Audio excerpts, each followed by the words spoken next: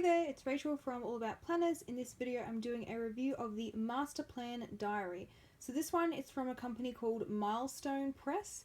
Now it's just a weekly planner, there's no monthly pages in it at all, but it is a very functional weekly layout for a family planner. So if you want to keep track of everyone's schedules all in the one place, this would be a good planner to do that in. So in terms of size, the planner is about 6 inches wide by approximately 8.5 inches high, so about a medium size. It's hardcover and book bound. So I'm not usually a fan of book bound because the pages don't tend to lay flat when you want to write in them. Like you have to hold the like left page with one hand while you write with the right, and it's just awkward. So I'll be interested to see if this one does lay flat. The cover is not really, like I said, it was a hardcover, and I guess you could say it is, but it's kind of like a weird material. I'm not really sure how to describe it, to be honest. It's kind of like soft but hard at the same time, and it's got these like nice indents. Like it actually feels 3D. It's not just a picture like built into it. So I have to check what sort of material that is. Something different I've not seen a planner do before. In terms of the thickness, it's probably about, I'd say, 1.5 centimeters thick.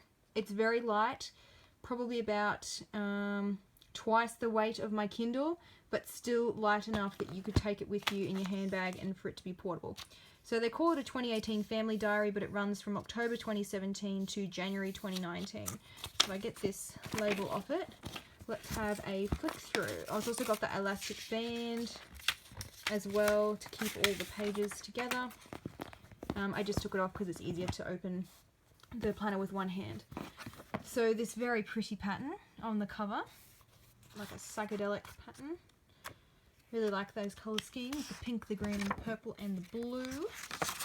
Okie dokie, so this My Family in 2018, you could put a picture there if you wanted to, although it's kind of an awkward size. It's not really like a 4x6 or a standard page size, but if you can be bothered, you could put a picture there. Personal details page. Then we go into the family details. The 2017 planning pages, so I really like when the dates at a glance and monthly planning pages are set out like this, because this is how I tend to do my monthly planning. Like I have a full page with this on it, with the dates of the month and then also the days of the week, and then you can put it directly against the day, not just like writing out the event and then the date all the time. You can put it right there and see how close things are in relation to one another. So I really like when the monthly layout is set up like that. Got it for 2018. And then we go into the Australian school terms. So this is obviously an Australian made planner, and it has it all for the different states, which is great when the school terms start, and also for 2019. The Australian public holidays for 2018 and 2019, and also again by states. So Labor Day, you know, for Queensland's a bit different, so they put that in there, which is good. Not many planners include Australian public holidays because most of them are made in America, and if they do, they tend to just put in the major ones like Australia Day, and it's like, well, everyone knows when that is. So good that they have a planner that's specifically just for Australians and just for family planning, because it's not a style that most planner companies do. It's always the boring vertical, horizontal, and hourly, the same layout, the same thing. So this one is something different. It's even got New Zealand. Haven't seen that before. School terms and public holidays. You can put in your school terms. Now we go into the weekly spread. So another thing that not many planners do is include an example or a suggestion of how to use the weekly spread. So all this stuff is like open-ended. If you go to the blank section, as you can see, so you can fill it in with whatever categories that you like. So their suggested ones is each family member, but the other thing that you could do that I sometimes do with these planners that have multiple sections is things like one row for cleaning, one row for meal planning, one row for project, one for like little things, little errands, that sort of stuff, one for cleaning. So if you don't have a family, you could still use this planner. I don't have kids or anything, so I use those for different categories, or you could use them for different family members, whatever suits you. So just because it says it's a family planner doesn't mean you have to use it for your family. You could just use it for yourself, for your business, for your team, if you've got different, you know, team members in your company, etc. So has a little checklist section, which is a good idea, but it's probably a bit small. The milestone section, so yes, you could use it for, you know, family things, but you could also do like, you know, 100,000 page views on the blog last month, something like that. You've got the days of the week starting on a Monday. Now there is no monthly calendar with this planner, so that could be a con for some people. I personally don't really use the monthly calendars in these planners because they're always set up with the square format, and I prefer the list format, like I mentioned before, with the months. So go back to that page quickly, you know, in the list style with the dates like that. That's what I prefer, so I don't tend to even use that anyway, so it's not a big deal for me, but just keep that in mind if you're expecting a monthly calendar. There isn't one. So you've got open-ended space up the top here where you could put your top priority goals or meal planning or little things that need to get done, and then the milestone section, which you could cover up with a sticker if you didn't want to use it for that, and then this space down here with 5 rows, and then also a dinner section. So if you do want to make planner stickers to suit this, I have a tutorial which is on my blog, which is how to make header stickers, but all you need to do is follow that tutorial and change it to the size of the planner that you're using, whether it be this one or another one. If you did want to use this one, or you're thinking about it, just to give you an indication of size, it's about 1.25 inches wide by approximately not quite 3/4 of a centimeter high. So a fairly roomy space to plan. The other thing I want to point out with this weekly spread is the little corner here is perforated. So the whole way through, you can just rip out the corner and then it'll keep track of where you're up to because there are no tabs in this planner.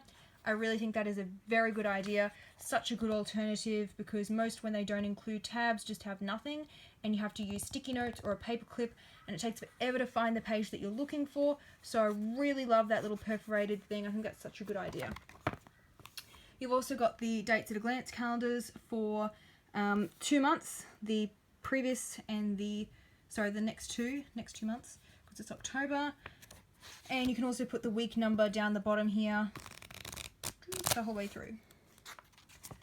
So the same layout continues throughout. The colours change slightly depending on where the pattern printing falls. That one's got a bit of pink, whereas that one doesn't have any pink in it. Something a little a bit more interesting, because usually these layouts don't really have any patterns and they can be a bit boring, so I do like the pop of colour. Even better if there were different colours and patterns throughout. So it continues the whole way through. The public holidays are printed on the weekly spread as well with little graphics. Let's see what the one for Christmas was. I think I can see a little tree. Yes, you got a cute little tree there. But I did also notice, see how you can see that? It's like showing through, shadowing. So I'll be doing a pen test for this planner. The blog post with the pen test and the pictures and which ones worked, etc. will be linked in the description box below. Do the pen test after I finish this video. At the back of the planner we have some notes pages, very wide line spacing. So most planners do a 0.25 inch height between the lines. This one is bigger.